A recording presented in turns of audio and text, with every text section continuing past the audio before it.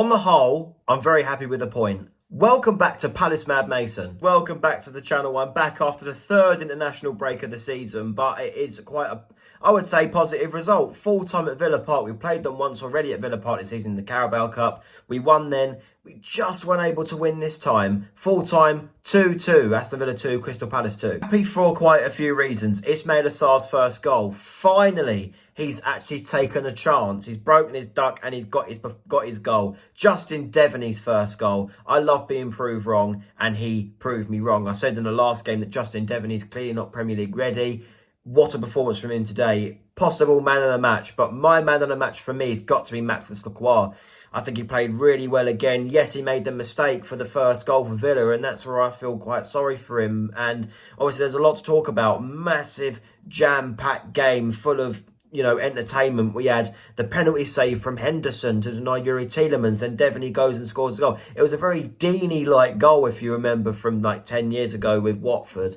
But, it was an entertaining game and we got a point each. It's a fair result in my opinion. Yeah, Villa had a lot more possession, but they just couldn't do much with it. And, both goals, I would say, came from our mistakes. The first one was, again, Lacroix not watching his man, not watching Ollie Watkins behind him. We know what threat Ollie Watkins possesses. Goes around the keeper, slots it in like it's nothing, and it makes it 1-1, and we go back in front. And then we just can't mark up from corners.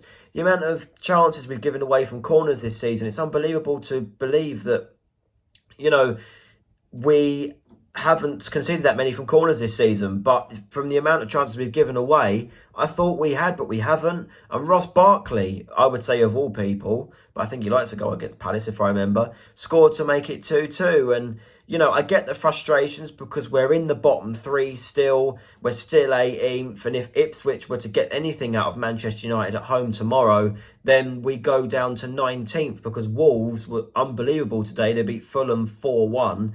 Brilliant win for them. But, I would say performance-wise, it wasn't as bad as I say Palace fans might have expected. Look, if you'd have said to me, you're going to a Champions League side away from home in the league, you've not beaten them in the league since 2013, would you take a point given your situation? I'd snap your hand off for it, to be honest with you. And I think, I liked some of Glasner's tactical decisions, like giving Justin Devaney 75 minutes, give him 60 minutes against Fulham, give him 75 minutes to ease him in, and then hopefully against Newcastle, we might give him 80 minutes or maybe even the full game if he plays that well.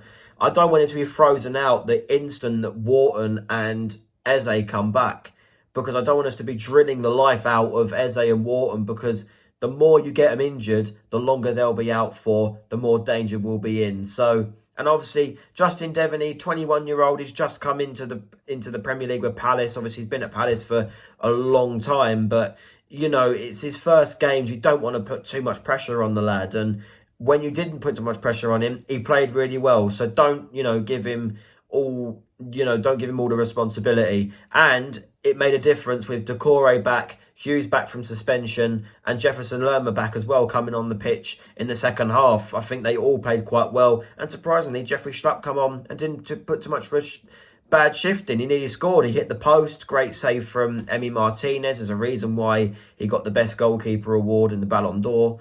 But yeah, absolutely brilliant. And I haven't really got much to say. It was just an all-round good point for Crystal Palace. And hopefully we can now go to Newcastle at home, because our next few games are massive. We've got Newcastle at home, then Ipswich away. Then we've got a terrible run. Man City at home, Brighton away in the derby, and then we've got Arsenal in the Carabao Cup and then Arsenal in the league, before we then go and play Bournemouth, who did lose today, but they're not too bad, before a monumental game, our last game of 2024 at home to Southampton. Massive game there. But obviously that is our December lineup and end of November. It is a massive time of the year for us to try and get out of this relegation dogfight, and we need to get points early. So I'm glad we got the point today at a place that we don't normally grab anything from. So there you go. There's my review. Like, share, subscribe. Let me know your thoughts in the comments. And I will see you guys for the vlog between Crystal Palace and Newcastle next Saturday. Bye, people.